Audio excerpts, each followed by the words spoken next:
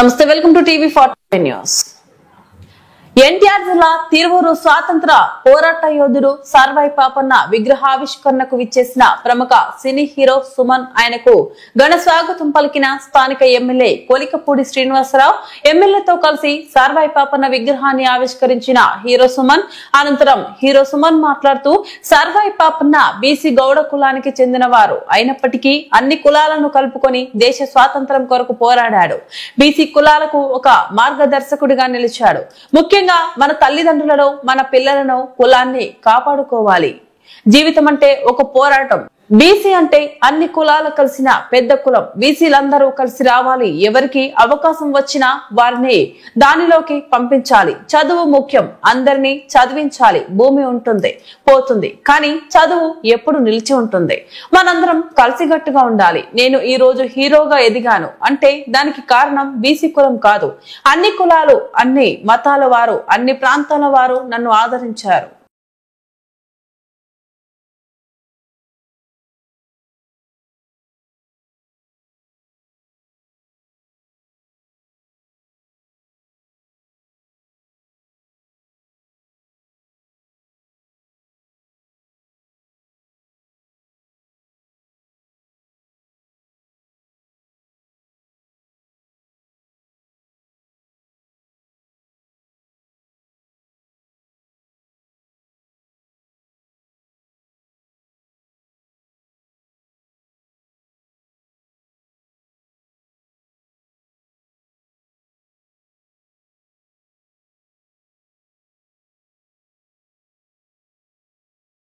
మనం కాపాడుకోవాలి. మన తల్లిదండ్రులు, మన పిల్లలు, వాళ్ళకి ఒక దారి మనం చేయాలి, చూపించాలి, పోరాడాలి.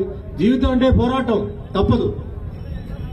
అంచేత మనం అందరూ కలిసి ఉండాలి. బీసీ అనేది చాలా పెద్ద క్యాస్ట్.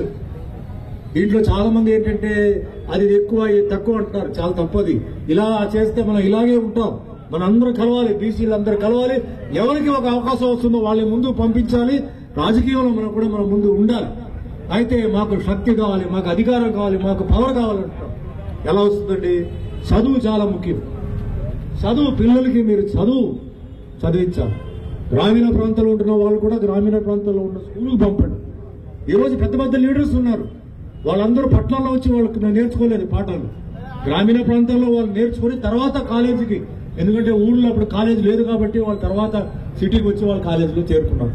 చదువు అనేది చాలా ముఖ్యం. అది చాలా పెద్ద ఒక ఎసెట్. ఈరోజు భూమి ఎంత పెద్ద ఎసెట్, అదే మాదిరిగా చదువు అనేది చాలా పెద్ద ఎసెట్.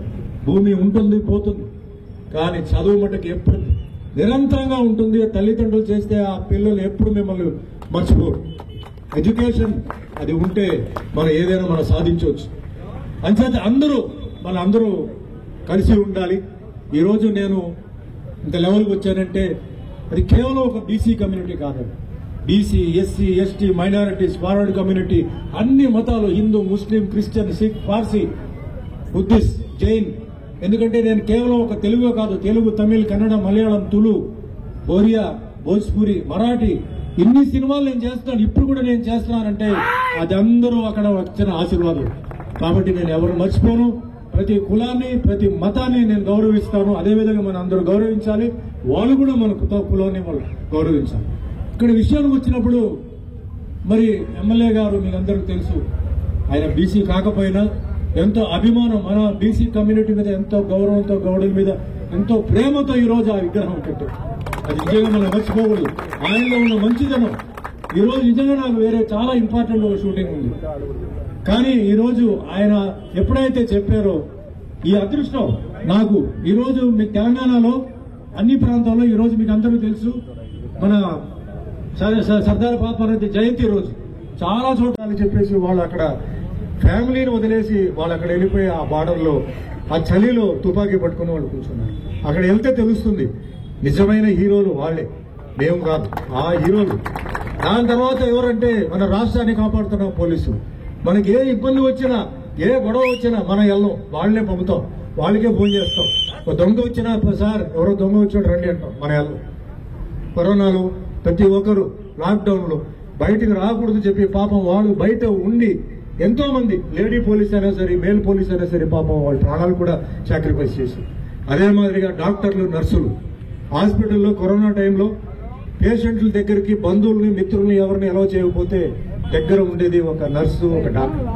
వాళ్ళ కులాన్ని అడగలేదు, మతాన్ని అడగలేదు, వాళ్ళ సర్వీస్ వాళ్ళు చేశారు. ఆ సర్వీస్ చేసేవాళ్ళు కూడా చాలా మంది ప్రాణాలు పోగొట్టుకున్నారు. అదే మాదిరిగా మన ఇంట్లో నుంచి మన కుప్ప పడేస్తే కార్పొరేషన్ వచ్చి పాపం ఆ కుర్రాళ్ళు, ఆ మహిళలు ఆ కుప్పని ఏరుకుని లారీలు వేసి అంత రిస్క్తో చేశారు. ఆఖరికి ఎవరిని మనం మర్చిపోకూడదు. కానీ రైతులు, ఆ సమయంలో రైతులు వాళ్ళు ఒక మొహం మీద ఒక ఖర్చీపు కట్టుకుని వాళ్ళు వెళ్ళిపోయి వ్యవసాయం చేయకపోతే అందరూ చచ్చిపోతారు అని చెప్పేసి వాళ్ళ పాపం వెళ్ళి వ్యవసాయం చేశారు. ఈ వ్యవసాయం ఓన్లీ ఒక హిందూకి, ముస్లింకి, లేదా క్రిస్టియన్కో, లేకపోతే ఈ ఎస్సీకో, బీసీకో చేయాలి, అందరికీ వాళ్ళు చేశారు. కాబట్టి అందరినీ గుర్తుపెట్టుకోండి, అందరినీ మర్చిపోవద్దు. వీళ్ళందరూ వచ్చినప్పుడు వాళ్ళకి మీరు చేయాలి.